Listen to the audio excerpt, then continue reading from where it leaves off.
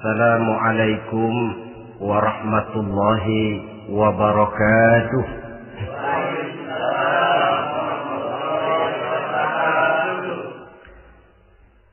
Alhamdulillahi rabbil alamin. Wassalatu wassalamu ala ashrafil anbiya'i wal mursalin Sayyidina wa maulana Muhammadin wa ala alihi wa ashabihil mujahidin at-tahirin, amma ba'd. Saudara hadirin kaum muslimin rahimakumullah.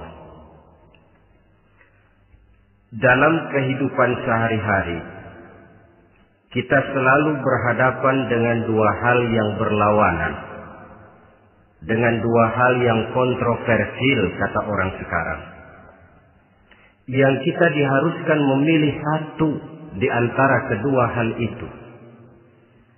Sejak kita bangun tidur sampai kita tidur lagi, selalu kita hadapi dua persoalan itu. Yang benar dan yang salah, yang hak dan yang batil, yang pantas dan yang tercela, yang ma'ruf dan yang munkar. Persis seperti sebait lagu yang lagi ngepop dan banyak dinyanyikan anak sekarang. Madu di tangan kananmu katanya, racun di tangan kirimu. Tapi saya pikir-pikir, bagaimanapun kalau cuma sekedar madu di tangan kanan, racun di tangan kiri, adresnya jelas. Yang repot kalau kita sudah tidak tahu lagi mana yang madu, mana yang racun. Lebih celaka lagi di zaman sekarang, banyak racun mereknya madu. Kita terpedaya, kita terpesona, kita terpukau oleh racun yang bermerek madu ini. Kita minum dia yang akibatnya rawan di dalam kehidupan kita. Sangat banyak racun-racun yang terpancang di sepanjang perjalanan hidup kita ini. Dan dua di antara racun kehidupan itu akan kita bicarakan pada pertemuan kali ini. Yakni arak dan judi, minuman keras dan judi.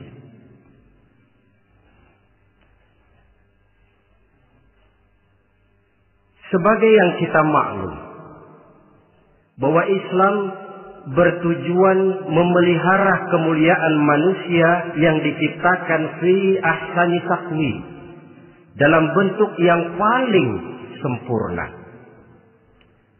Arak atau minuman keras jelas merupakan hal yang merusak dari berbagai aspek kehidupan. Entah kesehatan tubuh, entah pertumbuhan akal, ketentraman rumah tangga, ketentraman masyarakat, bangsa dan negara. Cobalah sejenak kita adakan penyelidikan. Kalau masuk kita ke dalam penjara, melihat sel-sel di sana, berapa banyak yang mendekam di sel karena urusan minuman keras. Masuk kita ke rumah sakit, berapa banyak yang dirawat akibat minuman keras, akibat stres yang dialaminya. Berapa banyak rumah tangga berantakan, berapa banyak pembunuhan terjadi, pemerkosaan terjadi akibat daripada minuman keras ini. Yang paling ironi kalau dia sudah menyerang anak-anak muda kita. Padahal kita tahu remaja, pemuda adalah bentuk miniatur daripada kehidupan suatu bangsa. Akan bagaimana warna Indonesia 20, 30, 40 tahun yang akan datang, remaja dan pemuda kita jawabannya. Bahkan dari segi agama pun akan bagaimana warna Islam di Indonesia 20, 30 tahun yang akan datang, remaja itu pula jawabannya. Karena itu tidak terlalu berlebihan kalau saya berkata bahwa untuk menghancurkan Islam di Indonesia ini tidak perlu menghancurkan pondok pesantren, tidak perlu menutup masjid, melarang pengajian, menyegel musola, tidak perlu. Untuk menghancurkan Islam di Indonesia cukup dengan meracuni remaja, pemuda-pemudi Islam di Indonesia. Kalau mereka sudah diracuni, dijauhkan dari agamanya, masalahnya tinggal menunggu pergantian generasi. Maka yang jadi pilot proyek jelas remaja, pemuda, termasuk dengan menanamkan pengaruh minuman keras. Ditanamkan ke tengah remaja kita ini untuk jauh dari tuntunan agama. Hei pemuda-pemuda Islam, kalau kau mau jadi pemuda modern, jangan dekat-dekat ke masjid. Masjid khusus 60 tahun ke atas. Sepertinya di depan masjid itu ada papan pengumuman masjid khusus 60 tahun ke atas. Baca Quran kolot. Seiring dengan itu lalu modernisasi diartikan dengan westernisasi. Kau tidak akan bisa jadi pemuda modern sebelum semua yang datang dari barat kau telan mentah-mentah.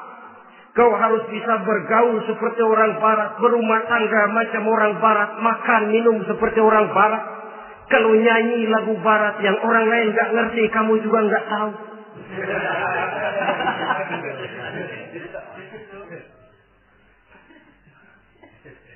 Anutlah itu free love yang pada gilirannya akan mengarah kepada free sex alias samenleven. Isaplah itu ganja, morfin, narkotik. Jikalau sudah terlena kita dengan itu, maka kehancuran suatu bangsa sesungguhnya sudah dimulai. Penyakit minuman keras ini bukan cuma penyakit zaman ini. Masyarakat yang dihadapi oleh Rasulullah Sallallahu Alaihi Wasallam 14 abad yang lalu juga masyarakat yang kemaruk dengan minuman keras. Arab jahiliyah kalau sudah minum arak mabuk, tidak cuma minum, dia mandi pakai arak. Sistem pendidikan yang disampaikan Islam bijaksana. Mula-mula diberikan gambaran bahwa arak itu walaupun ada manfaatnya tapi ada bahayanya, dan bahayanya jauh lebih besar daripada manfaatnya. Tahap kedua diberikan pesan jangan mendekati sholat dalam keadaan mabuk. Padahal sholat 1 hari 1 malam 5 kali artinya makin jauh saja dia dari arak itu.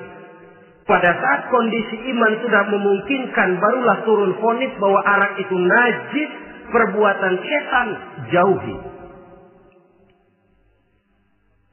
Yang ironi yang saya katakan tadi, racun mereknya madu. Kadang-kadang kita dibuai dengan iklan yang tidak mendidik. Saya pernah lihat ada iklan misalnya, Anda ingin modern, majulah bersama minuman ini. Atau minuman ini lambang pergaulan dunia yang maju. Modern diukur dari minuman. Yang jadi korban akhirnya remaja dan pemuda-pemudi kita. Saya teringat satu analisa dari Rasulullah Sallallahu Alaihi Wasallam. Beliau bersabda, "Inna min asratis sa'ah." Sesungguhnya di antara tanda-tanda kiamat. Apa kiamat itu? Dalam arti yang umum, kiamat itu saat di mana alam ini hancur, bumi gempa, air laut tumpah ke darat, gunung meletus, planet-planet bertabrakan, lalu semua yang bernama hidup mati. Itu kiamat beneran. Saya nggak mau cerita kiamat beneran, sebab saya sendiri nggak kepengen ngalamin. Yang sering kita ngalami ini kiamat kecil-kecilan. Kiamat mini. Apa kiamat mini itu? Hancurnya sendi-sendi kehidupan sosial. Maksiat merajalela, munkarat menjadi-jadi. Yang ma'ruf dianggap munkar, yang munkar malah menjadi ma'ruf. Yang salah disanjung-sanjung, yang benar dicaci maki. Tuntunan dianggap tontonan, tontonan malah jadi tuntunan. Kan kiamat kalau sudah begitu. Pencungkiran nilai. Kenapa hal semacam ini bisa terjadi? Penyebabnya kata Nabi, pertama ayyurfa'al ilmu. Ilmu diangkat oleh Allah. Bagaimana cara Allah mengangkat ilmu dan apa maksudnya itu? Allah mengangkat ilmu itu, saudara, caranya pertama dengan mewafatkan ulama. Makin banyak ulama wafat, makin banyak ilmu ditarik. Yang kedua, kurangnya minat orang untuk belajar agama. Kalau sudah klop macam itu, artinya agama sudah disudutkan ke pojok-pojok kehidupan. Agama cuma sekedar tinggal dekorasi. Agama cuma seminar, cuma kongres, cuma muktamar. Tapi bahwa agama merupakan realita dalam kehidupan, itu tidak pernah terwujud. Kalau ulama sudah tiada, minat orang belajar agama berkurang, maka ajaran Allah tidak lagi didenungkan orang.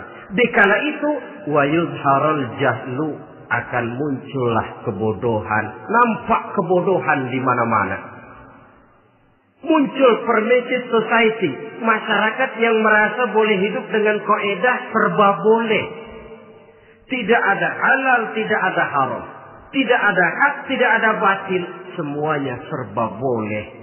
Kalau sudah begitu kondisi masyarakat, terjadilah apa yang dianalisa oleh Nabi. Dikala itu, wayabswa zina. Zina dikerjakan berterang-terangan. Orang sudah tidak punya malu. Hidupnya sudah pakai prinsip punya kuping kebo. Punya muka tembok. Punya kulit badak.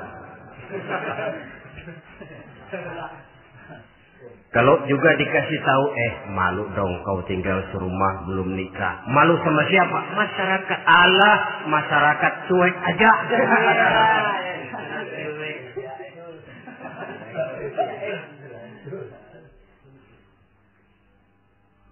Bukankah realita kalau kita ikuti surat-surat kabar, berapa banyak sudah gadis-gadis bergelimpangan jadi korban? Berapa banyak bayi-bayi yang lahir ke alam ini tanpa harus tahu kemana dia mesti manggil bapak. Yang akhirnya mengalami keterakisan, dimasukkan ke dalam kantong plastik, dibuang ke tempat sampah. Kalau itu sudah terwujud, muncul efek negatif yang kedua. Wa yushrabal khamr. Arak, minuman keras jadi kebanggaan. Anak muda belum nyohor kalau belum bisa mabuk. Yang gak mabuk dianggap kolot. Kampungan loh. Bikin malu baru kena segelas aja udah miring. Cengeng. Temen kita hebat sampai nyungsep di got. Yang nyungsep hebat. Ya, kalau cuma yang hancur kehidupan pribadi. Tapi kalau sudah menyangkut masa depan, yang berarti masa depan suatu generasi adalah merupakan masa depan daripada suatu bangsa. Begitu kerasnya Islam ini melarang minuman keras. Sampai bukan cuma sekedar meminumnya saja yang diharamkan, tetapi juga dilarang mengimportnya, memproduksinya, membuka warung yang menjual minuman keras atau bekerja di tempat penjualan minuman keras.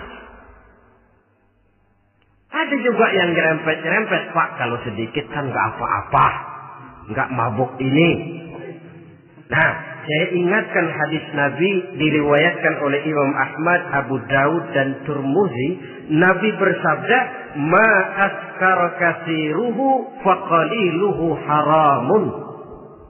Apa yang banyaknya menyebabkan mabuk, sedikitnya pun tetap haram hukumnya. Memang barangkali mungkin ada manfaatnya, tetapi bahayanya jelas lebih besar ketimbang manfaat yang bisa timbul daripada jenis minuman keras itu sendiri. Dalam hadis lain Nabi pesankan, "Man kana yu'minu billahi wal yaumil akhir fala yaq'udu ala ma'idatin taduru 'alaiha al-khamru. Siapa yang beriman kepada Allah dan beriman kepada hari akhirat, jangan dia duduk di dalam satu pertemuan yang di dalam pertemuan itu diedarkan minuman keras. Masuk ke dalam lingkungan macam itu saja tidak diperkenankan. Kenapa? Asyariku fi syarri syarrun. Bersekutu dengan kejahatan, jahat juga hukumnya.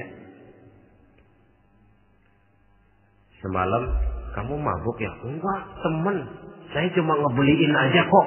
Apalagi ngebeliin.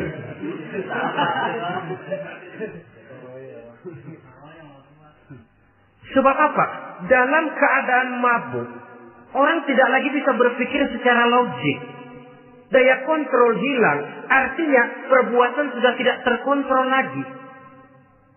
Yang pertama. Yang kedua, IQ tidak akan tumbuh dan berkembang secara normal seperti yang kita harapkan.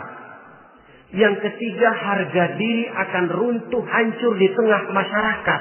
Bayangkan kalau tengah malam kita digotong orang diantar ke rumah kita. Dengan kondisi macam itu masih punya muka kita untuk tegak di tengah masyarakat. Masih punya harapan kita untuk tumbuh menjadi pemimpin sementara orang terkenang. Ini kan yang kemarin malam gua gotong, dia lagi mabuk. Harga diri, kepribadian.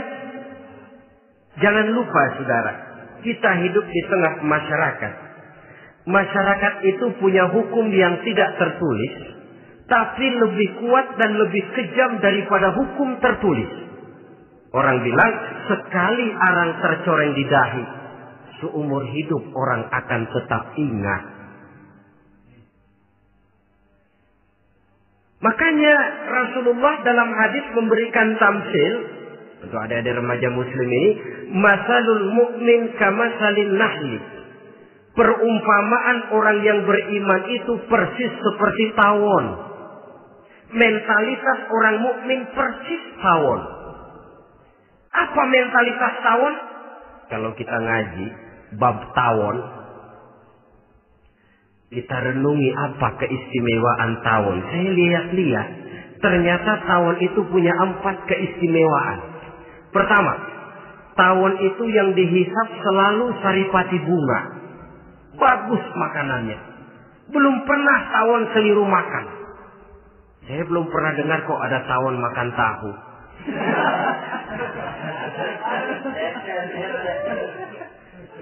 Yang dimakan selalu saripati bunga.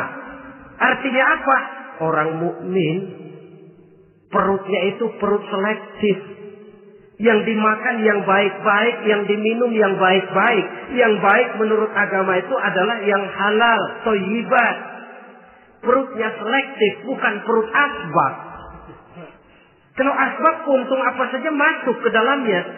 Tapi mukmin perutnya ini selektif. Daging kambing masuk, tahu masuk, kangkung masuk, kodok minggir. Air kelapa minum, kopi minum. Tapi kalau sudah berbau minuman keras, minggir. Sebab apa? Makanan dan minuman yang kita masukkan ke dalam perut besar ini akan digiling dalam perut besar, akan melahirkan energi, menggerakkan sel-sel pembuluh saraf. Kalau makanan dan minuman itu terdiri dari yang haram, energi yang ditimbulkan olehnya energi yang haram, mempengaruhi sel-sel pembuluh saraf. Orang akan cenderung berpikir yang haram kalau terlalu sering memakan makanan haram.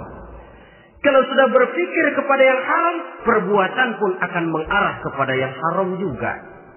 Contoh kecil aja dah. Ada nggak maling mikirin majelis taklim? Karena yang dimakan lebih banyak yang haram, yang dipikir paling-paling nanti malam rumah siapa lagi nih ya? Sudah mengarah ke sana.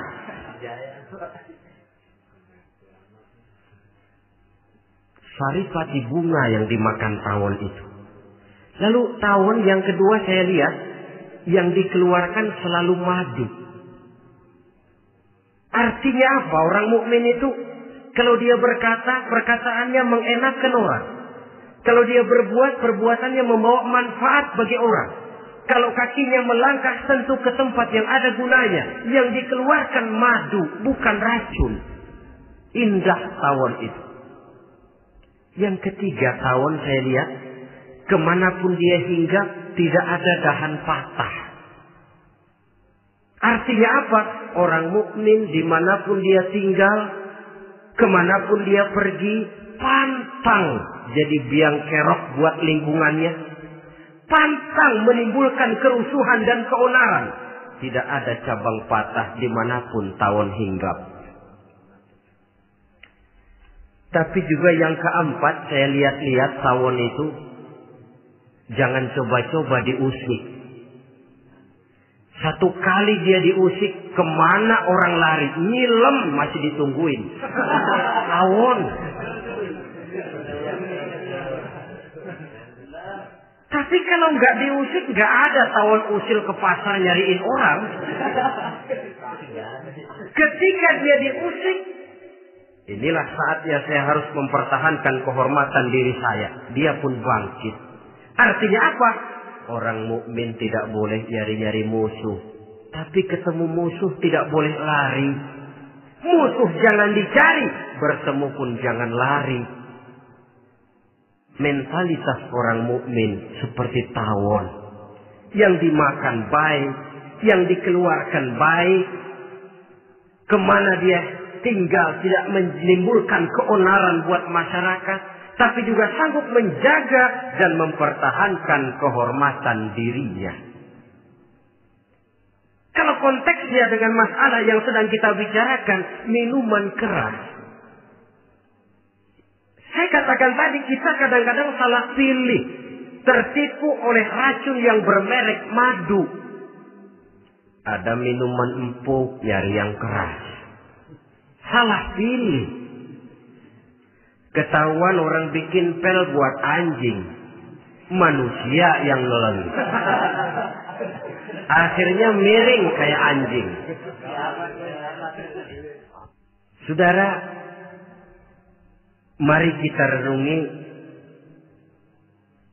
An-Nisa ayat 140. Allah Subhanahu wa ta'ala mengingatkan, "Qad nazzala 'alaikum fil kitab أن إذا سمعتم آيات الله يكفر بها ويستهزأ بها فلا تقعدوا معهم حتى يخوضوا في حديث غيره إنكم إذا مثلهم."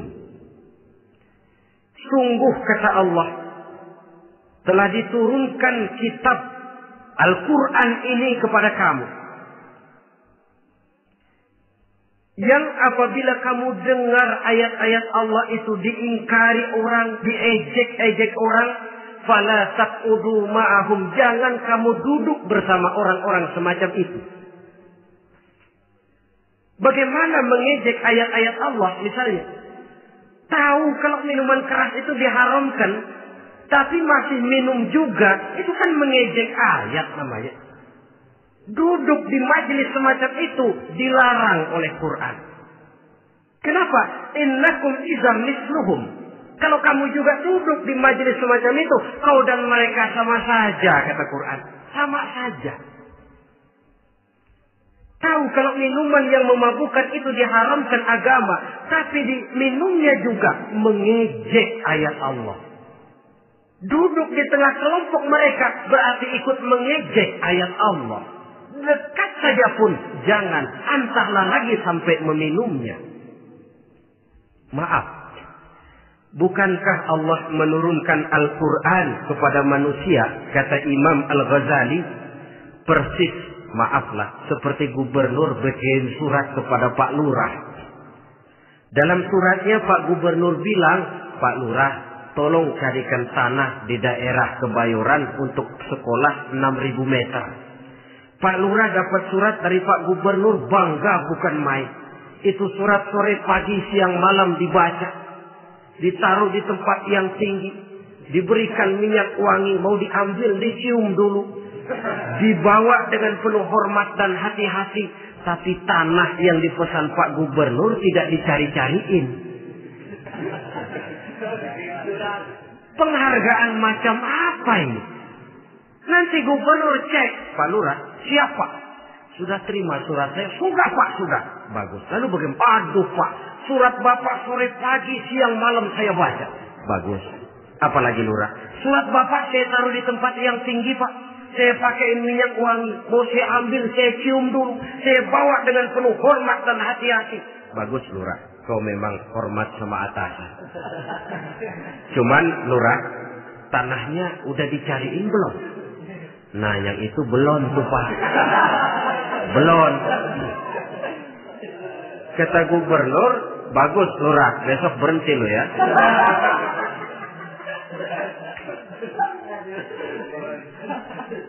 Membacanya memang penting. Al-muta'abbad bitilawatihi. Beribadah dari sebab membacanya. Tapi setelah kita baca, kita tahu isinya.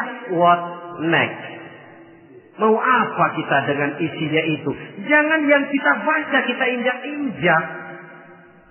Itulah ironinya. Bagaimana Quran itu mau membawa keberkahan dalam hidup ini. Kalau yang kita baca sering kita injak-injak. Dalam kehidupan kita baca ayat. Wa ahallallahu al-bai'a wa harrama riba. Allah halalkan jual beli, Allah haramkan riba, tapi renten ditelan terus.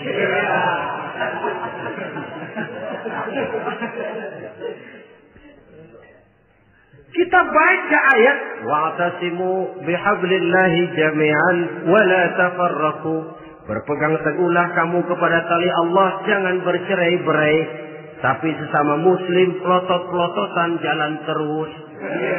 Janganlah yang sesama muslim kadang-kadang yang mengklaim dirinya sebagai pemimpin Islam kelihatannya juga sikut-sikutan jalan terus.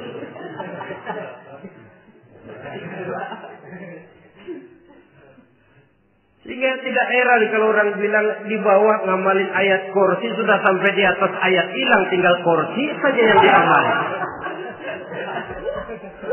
Ironi dan menyedihkan. Perjalanan panjang memang saatnya kita menunggal dengan Al-Quran ini. Tetapi prosesnya memang harus kita mulai dari sekarang. Perkara kapan proses ini selesai, itu bukan masalah kita. Tapi bahwa kita sudah memulai suatu proses, itulah yang diharapkan. Hadirin yang saya hormati. Oleh karena kerasnya peringatan Islam terhadap minuman keras. Pernah satu hari seorang lapor kepada Khalifah Umar bin Abdul Aziz bahwa ada sekelompok orang berkumpul meminum minuman keras. Kata Khalifah Umar bin Abdul Aziz, jerak mereka, hukum, cepat. Ya Khalifah, kenapa? Di tengah mereka ada juga orang yang Ramadan biasa puasa. Begitu, iya, yang biasa puasa duluan hukum. Kenapa? Mengerti memang lebih besar resikonya daripada tidak mengerti.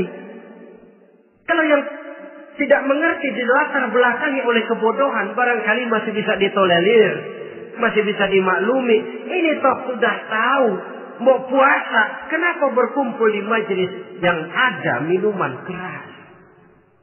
Tapi memang kelompok ini kan memang selalu ada. Kita lihat dalam masyarakat itu kan ada 4 kelas. Pertama, ada orang yang tahu perintah dan tahu larangan. Ini the first class, kelompok terbaik. Perintah tahu dia kerjakan, larangan tahu dia jauhi. Ini orang terbaik. Yang kedua, ada orang tahu perintah tapi tidak tahu larangan. Perintah tahu, larangan tidak tahu. Sholat mau, puasa mau, zakat fitrah bayar, nyolong mau, mabuk ayo.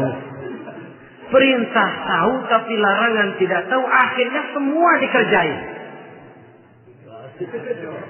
Barangkali yang rada bingung malaikat bagaimana nyatatnya ini, kotor absen.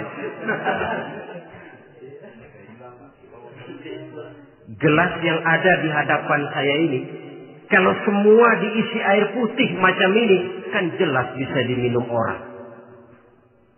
Kalau semua diisi bensin, jelas bisa diminum motor. Tapi kalau separuh diisi air putih, separuh diisi bensin, kacau. Kalau gelas yang ada di hadapan saya ini sepenuhnya diisi air putih, jelas bisa diminum orang. Kalau sepenuhnya diisi bensin, juga jelas bisa diminum motor. Yang repot kalau separuh diisi air putih, separuh diisi bensin. Kacau statusnya. Orang minum mabok, motor minum pun mogok. Dijual juga tidak laku barang campuran. Inilah makna pernyataan Allah, wala talbisul haqqa bil batil. Jangan kamu campur adukan antara yang hak dan yang batil. Perintah dikerjakan, larangan pun dikerjakan juga. Kelompok ketiga, ada pula manusia yang tahu larangan tapi tidak tahu perintah. Larangan tahu tapi perintah tidak tahu. Jahat sama tetangga tidak, mencuri tidak, mabuk tidak, zina tidak, sholat tidak, puasa tidak, polos. Semua serba tidak. Dan yang terakhir, kelompok keempat, perintah tidak tahu, larangan pun tidak tahu. Ini masuk kelompok makhluk gratis. Misalnya kambing, ayam, kerbau, itu kan makhluk-makhluk yang memang perintah tidak tahu, pun larangan juga tidak tahu. Nah, dalam hubungannya dengan ini, saya mengajak, marilah kita berusaha sekuat mungkin menjauhkan diri dari minuman keras yang jelas bahayanya dengan hidup tidak jauh dari bimbingan agama. Hadirin kaum muslimin rahimakumullah. Kawan seiring dan sejalan dari minuman keras, judi namanya. Saudara kembar barangkali. Yang satu sering menimbulkan yang lain, tetapi bukan tak jarang keduanya berjalan berdampingan. Posisi judi dan arak ini dalam Quran sama bahayanya. Apa sebab? Mentalitas judi adalah mentalitas sirkel, lingkaran setan. Artinya, yang menang biasanya ketagihan, yang kalah biasanya penasaran. Ini yang menyebabkan orang tidak mau berhenti. Kalau dia menang, dia ingin mencoba untuk menang dalam jumlah yang jauh lebih besar lagi. Kalau dia kalah, dia penasaran, kenapa hari ini kalah? Barangkali sial, besok malam saya tebus. Mental semacam ini memang sulit untuk berhenti. Kenapa judi diharamkan dalam Islam? Pertama, seorang muslim di dalam berusaha mencari harta, dia harus mengikuti sunnatullah. Kata kita orang muslim, hukum alam kata orang sekarang, natural of law bahasa kerennya. Berusaha menurut hukum kausal, memasuki rumah dari pintunya, menunggu suatu akibat dari sebab yang kita lakukan. Bahwa kalau begini, mesti begitu. Karena kita memang terikat oleh permainan yang disebut hukum alam ini. Hidup bukan undian, jangan mengharap untung besar tanpa mau peras keringat. Satu pagi Khalifah Umar bin Khattab radhiyallahu an masuk ke masjid. Beliau lihat ada orang sedang berdoa khusyuk betul. Ditunggunya 2 menit, 3 menit, sampai 10 menit lebih belum juga selesai. Agak lama orang itu berdoa. Selesai berdoa, dihampiri orang itu oleh Sayyidina Umar. Beliau tanya, saudara, lagi apa tadi itu? Berdoa ya Khalifah. Minta kepada Allah? Tentu minta kepada Allah. Minta apa? Minta rezeki. Sudah lama? Dari tadi habis sembahyang subuh. Dapat? Belum. Ya memang kata Sayyidina Umar, inna sama la tumtiru zahaban wala fiddatan. Langit itu tidak mungkin akan menghujankan emas, tidak mungkin pula menghujankan perak. Jadi orang dilarang duduk bermalas-malas menunggu keajaiban yang datang dari langit. Karena memang hidup ini bukan undian. Jadi jangan mengharap untung besar tanpa mau peras keringat. Di dalam berusaha kita terikat oleh sunnatullah. Kalau begini sebab penyebabnya, akan begini akibat yang ditimbulkannya.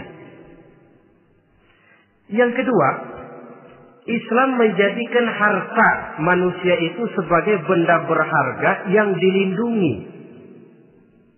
Mengambilnya dengan judi termasuk memakan harta orang lain dengan cara yang batil. Yang ketiga, judi itu sendiri dapat menimbulkan permusuhan dan pertentangan antara para pemain itu sendiri. Meskipun kelihatannya kompak duduk dalam satu meja yang saling berhadap-hadapan, yang kalah kelihatannya pasrah, tetapi kan itu cuma kulit permukaan. Batinnya bagaimanapun juga yang kalah itu tetap mendendam. Sedangkan yang kalah di samping mendendam juga mengomel, mencaci mungkin. Ya lawan bermainnya, ya mungkin juga dirinya sendiri. Dan yang keempat, judi itu merusak aktivitas hidup. Membuat orang membuang waktu dengan tidak terasa. Dan yang pada gilirannya melupakan orang kepada tanggung jawab. Wah, kalau sudah memegang kartu, konon kabarnya, saya sendiri alhamdulillah belum pernah. Lupalah orang anak, lupalah orang kepada istri, lupalah orang kepada tanggung jawab. Waktu pun berlalu tanpa terasa. Apalagi kalau sudah diiming-iming oleh gambaran akan memperoleh keuntungan yang besar. Termasuk di dalam judi itu undian, apapun namanya. Yang usaha ke arah ini seharusnya tidak dipermudah, walaupun dengan embel-embel dana kemanusiaan, sumbangan sosial. Saya tidak begitu yakin, saudara, bahwa bangsa Indonesia ini sudah begitu menipis rasa kemanusiaannya, sehingga untuk berlaku sosial mesti diimbangi dengan hadiah sekian juta rupiah. Saya tidak percaya bahwa umat Islam di Indonesia sudah begitu tipis rasa kasih sayangnya kepada sesama, sehingga sulit mengeluarkan bantuan kalau tidak diimbangi dengan hadiah yang sekian puluh juta rupiah. Yang saya khawatir apa? Pada gilirannya di negeri ini akan makin banyak penghayal-penghayal kelas berat. Tukang-tukang ngelamun kelas tinggi. Yang hidup cuma ngumpulin jikalau. Jikalau, andai kata, umpama misalnya. Orang sudah kemana-mana, kita masih menghitung jikalau.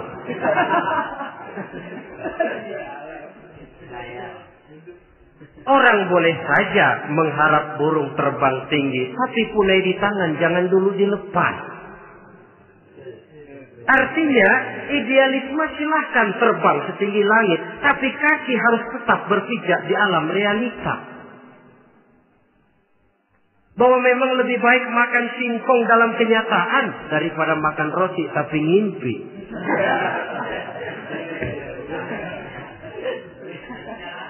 Kadang anaknya menangis, Pak, minta jajan, ada uang 200 rupiah. Sudahlah, sabar, kau jangan jajan, nanti bapak beliin kalau tembus 100 juta nih. Akhirnya yang 100 juta tidak, anak pun kelaparan. Bukankah akan jadi masalah bagi semuanya? Belum lagi rasa sayang kepada harta yang sudah dia miliki. Entah itu tanah, rumah, kendaraan. Kalau sudah kadung kalah di meja judi, hilang rasa sayang kepada benda itu. Ada rumah-rumahnya dilelang, ada kendaraan-kendaraan jadi taruhan.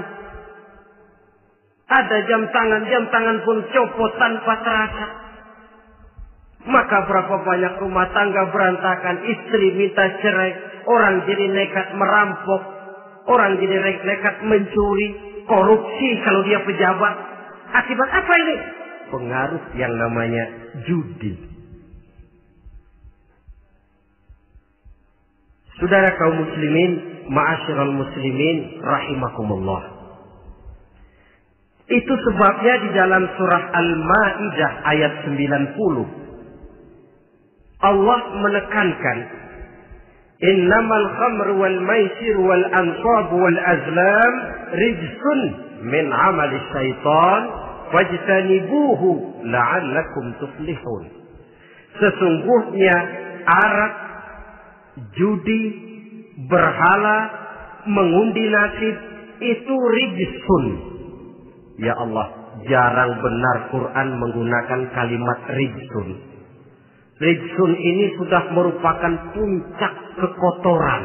Bapak moyangnya najis, itu rijsun. Rijsun, kotor. Sudah kotor ditambah pula min amali syaitan, pekerjaan setan. Wajtanibuhu, jauhi. Jangan sampai main, dekat saja tidak boleh, jauhi. La'allakum tuflihun, jikalau kamu mau menjadi orang-orang yang beruntung. Sejarah tidak pernah mencatat ada orang jadi miliuner karena judi. Sejak David Rockefeller sampai Aristotle Onassis, orang-orang kaya top di dunia, mereka kaya bukan karena judi, tapi karena kemauan peras keringat banting tulang, mau memulai sesuatu dari kenyataan yang real di depan mata. Sebab apa? Hidup ini memang perjuangan. Janganlah kita ingin hidup dengan satu prestasi, ingin tetap hidup seperti apa adanya sekarang ini saja, toh kita harus berjuang. Apalagi ingin hidup lebih baik, lebih terhormat, lebih mudah. Hidup perjuangan. Perjuangan berarti pengorbanan. Berani hidup artinya berani berjuang. Berani berjuang maksudnya rela berkorban.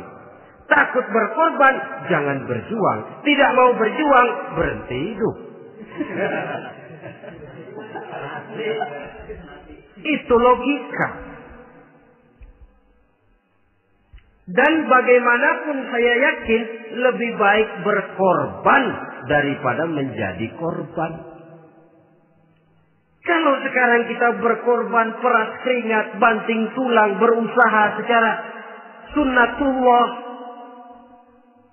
untuk menghidupi anak, istri, keluarga, pada satu saat kita tidak akan menjadi korban kebrutalan anak-anak kita sendiri. Kalau mereka dibesarkan dan tumbuh berkembang oleh hasil yang diperoleh dari meja judi. Ayat 91 Al-Maidah ini lebih memperkuat lagi. Kalau itu arak, judi, berhala, mengundi nasib adalah perbuatan setan, sebenarnya setan mau apa sih? Ayat 91 menegaskan, innama yuridu syaitanu ayyuqi'a bainakumul adawata wal baghdha'a fil khamri wal maisir. Yang dimaui setan itu tidak lain supaya dengan arak dan dengan judi timbul rasa permusuhan, sikap memusuhi, saling marah di antara kamu. Coba, biasanya dalam meja judi sudah loyo, waktu juga sudah berlarut-larut. Yang menang mau berhenti, apa yang kata yang kalah? Berhenti dah, gue wacok loh. Enak bener, gue lagi kalah, lu berhenti. Coba, kira-kira kapan akan selesai permainan? Akan timbul permusuhan, akan timbul rasa dendam, kesumat yang ditanamkan oleh setan. Karena memang baik arak, baik judi, baik berhala, baik mengundi nasib, itu semua permainan-permainan setan yang diberikan kepada kita untuk kita ikut andil bermain di dalamnya. Tatkala kita ikut terkena jerat setan, tertawalah mereka. Kenapa? Oh, makin banyak teman saya di neraka. Maaf, setan itu kan sudah tahu vonisnya. Ketika dulu di dengkotnya yang namanya iblis terusir dari surga, itu bikin semacam perjanjian dengan Allah. Tuhan, kenapa iblis? Gara-gara Adam saya terusir dari surga. Maka sejak saat ini Adam dan seluruh keturunannya adalah musuh bebuyutan saya. Saya akan gelincirkan mereka dari jalan. Silahkan iblis, goda mereka. Tapi kau tidak akan mungkin bisa menggoda mereka kalau hamba-hambaku itu menjadi hamba yang ikhlas. Hanya hambaku yang ikhlas yang tidak mungkin kamu goda. Yang lain barangkali bisa.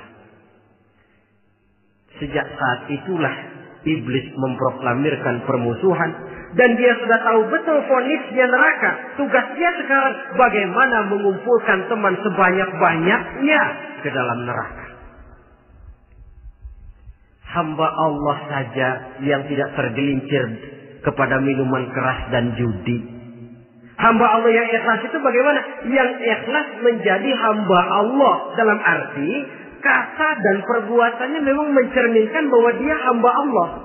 Maaf. Di zaman sekarang ini kan banyak orang cuma berkata, saya hamba Allah, mulutnya. Tapi perbuatannya membuktikan dia hamba setan, hamba dunia, hamba harta, budak jabatan, budak nafsu. Tidak sesuai antara ucapan dan perbuatan. Sebab itu kata-kata hamba Allah kalau keluar dari mulut manusia itu murah. Soalnya ngaku siapapun bisa. Tapi diakui atau tidak, ini yang kita belum tahu. Ada juga orang berdalih, saya kan masang kalau dapat nanti mau nyumbang masjid. Barangkali aja kalau nyumbang masjid disoriin dikit sama Tuhan.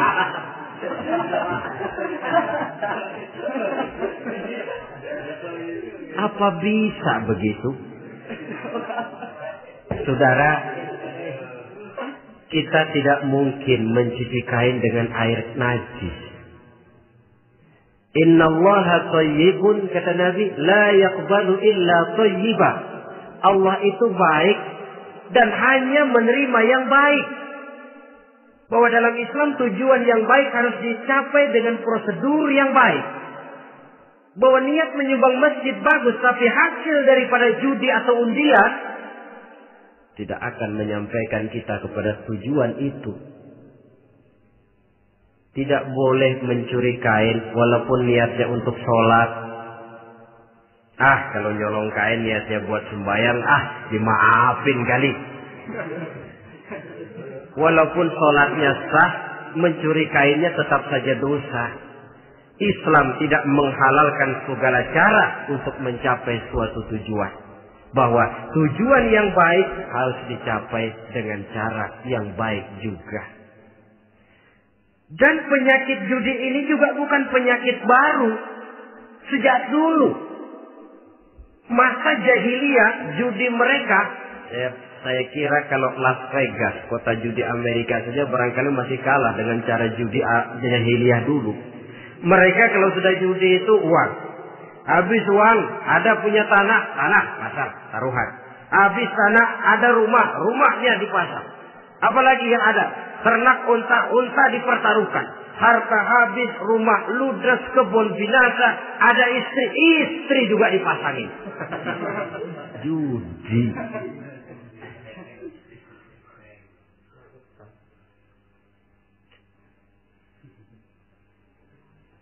Kita sebagai muslim oleh Al-Quran dijelaskan orang yang mempunyai dua tujuan hidup.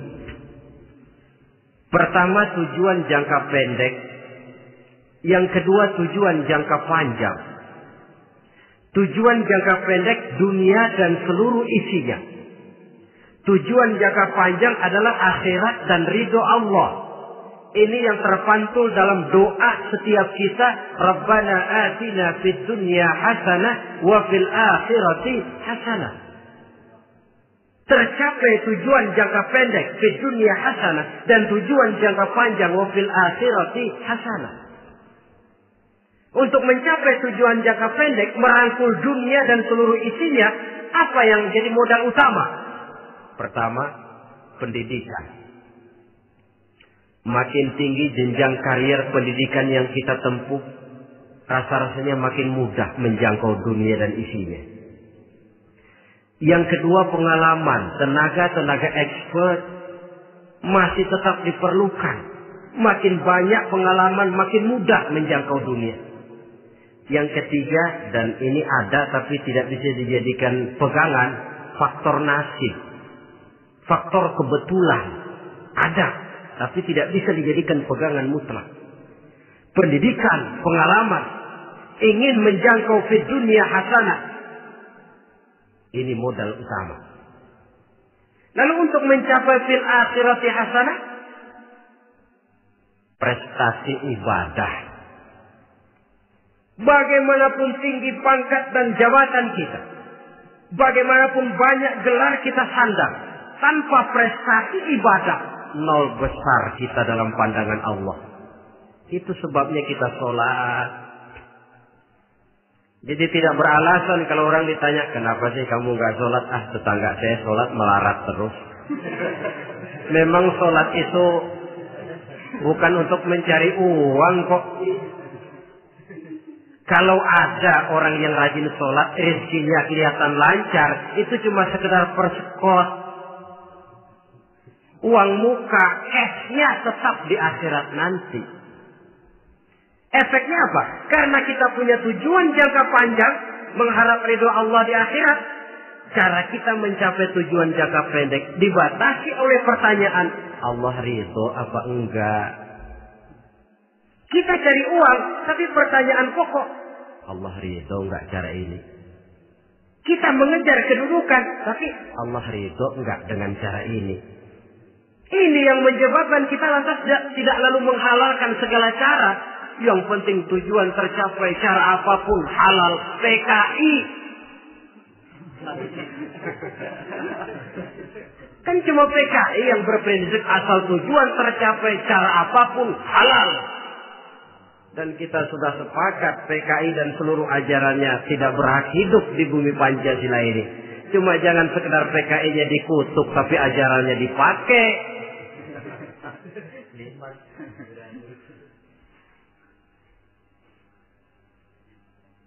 Nah, untuk mencapai dua tujuan ini,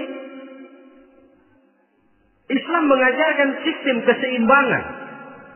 Sehingga Nabi sabdakan, "I'mal li dunyaka ka'annaka ta'ishu abada, wa'mal li akhiratika ka'annaka tamutu ghada." Bekerjalah buat duniamu seolah-olah kau akan hidup untuk selamanya, tetapi bekerjalah untuk akhiratmu seolah-olah kau akan mati besok. Jadi kalau kita sudah sholat menghadap Allah, usolli fardhu maghrib, Allahu Akbar, ingat seolah-olah kita akan mati besok supaya timbul khusyuknya. Tapi kalau kita sudah bekerja, kuliah, belajar di tempat tugas, ingat seolah-olah kita akan hidup selamanya supaya timbul gairah kerja. Jangan dibalik. Di kantor ingat mati, lemas terus. Ngapain kerja sungguh-sungguh bakalan mati. Lagi sholat ingat Duta Merlin, Altiron Plaza, ya kacau. Salah pasang, tidak pada tempatnya. Untuk mencapai fid dunya hasanah ini, Islam mengajarkan tempuh jalur yang mengikuti sunnatullah. Itu yang dihargai oleh agama. Terikat oleh hukum kausal bahwa kalau ini yang saya usahakan hasilnya akan begini. Perkara nanti hasil tidak seperti yang kita harapkan, baik sangkalah kita kepada Allah. Sebab kita tidak tahu rahasia apa di belakang itu. Kadang orang mengeluh, habis saya rajin sholat tapi rezeki seret, berhenti aja dah. Kita tidak tahu rahasia di belakang itu. Pernah, hadirin, satu hari seorang petani, dia selesai bekerja di ladang, istirahat. Dia tidur di bawah sebuah pohon beringin. Di sebelah pohon beringin itu ada pohon labu. Dia berpikir, kalau saya lihat-lihat Tuhan nggak adil katanya. Masa pohon beringin pohonnya besar, buahnya kecil. Pohon labu pohonnya kecil, buahnya gede. Tuhan bukan arsitek ulung ini.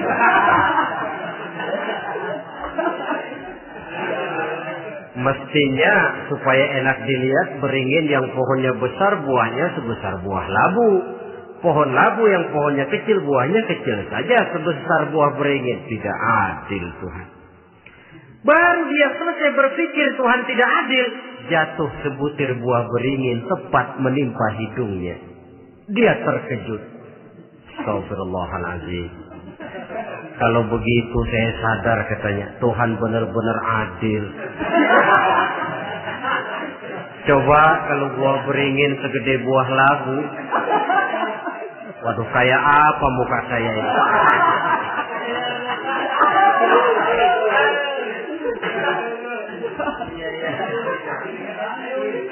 Baru terbuka pandangan matanya setelah berhadapan dengan kenyataan.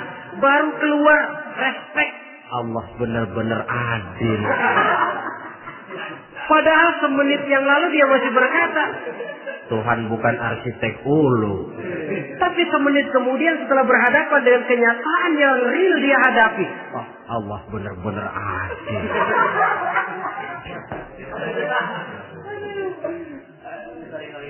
Itulah kehidupan ini.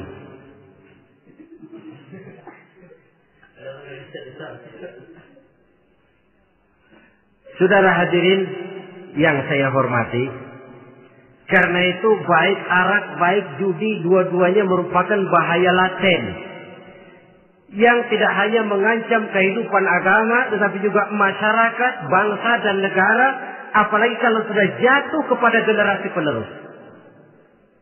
Dan yang bagaimanapun juga saya berpikir sebenarnya remaja, pemuda, pemudi kita cuma korban dari suatu sistem.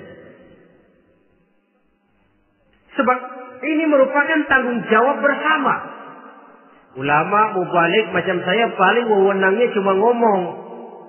Yang punya SK untuk memberhentikan pabrik minuman keras itu kan Menteri Perindustrian. Tangan-tangan eksekutif. Sehingga kalau Nabi katakan, Man ra'a minkum munkaran falyughayyir biyadihi wa illam yastati' fa bilisanihi wa illam yastati' fa biqalbihi. Apabila salah seorang kamu melihat suatu kemunkaran, termasuk minuman keras dan judi di dalamnya, rubah itu. Dengan cara apa? Kalau kau mampu dengan tangan, artinya power, kekuatan. Kalau dengan tangan tidak mampu, ini orang kalau gue pukul gue yang melintir. Umpamanya, fabilisani, dengan lidah ngomong. Mas, saya senang sampean tinggal di sini, kampung kami tambah warga, tapi tolonglah jangan bawa pengaruh yang tidak baik. Kalau ternyata bicara pun tidak berani, fabiqalbi, cukup dalam hati, sekurang-kurangnya tidak ikut membenci kemungkaran dalam hati, itulah kadar iman yang paling lemah. Ini secara umum. Tapi kalau hadis ini kita mau adakan semacam, katakan description of job, bahasa kerennya, kita adakan pembagian tugas. Siapa yang harus merombak kemungkaran dengan power? Penguasa, pemerintah, sebab dia punya aparat. Siapa yang merombak kemungkaran dengan lidah? Ulama, kiai, mubalik, ngomong. Siapa yang hanya merubah kemungkaran dalam hati? Kita umumnya rakyat lemah ini. Yang mau ngomong gak berani, tapi hati pegel. Nah, kalau sudah ada pembagian tugas semacam itu, insya Allah masing-masing akan berjalan pada relnya, dan pada akhirnya selamatlah kita, bangsa Indonesia, umat Islam pada khususnya, dari bahaya, baik bahaya minuman keras maupun bahaya judi. Menyelamatkan bangsa dan yang lebih lagi menyelamatkan masa depan kita. Sekianlah saudara pertemuan kita pada saat ini. Mudah-mudahan ada manfaatnya. Terima kasih atas segala perhatian. Mohon maaf atas segala kekurangan. Usikum wa nafsi bitaqwallah. Wassalamualaikum warahmatullahi wabarakatuh.